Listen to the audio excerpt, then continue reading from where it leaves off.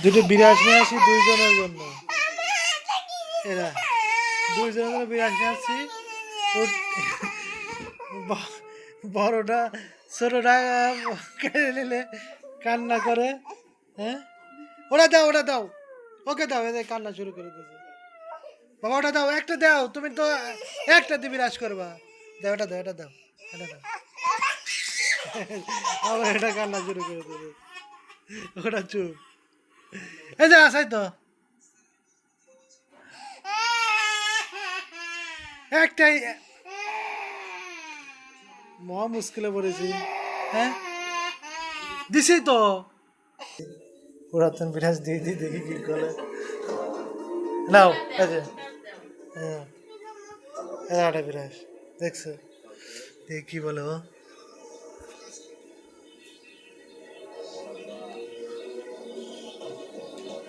টাকা আছে, বুঝতে পারছে পুরাতন বিরাজ।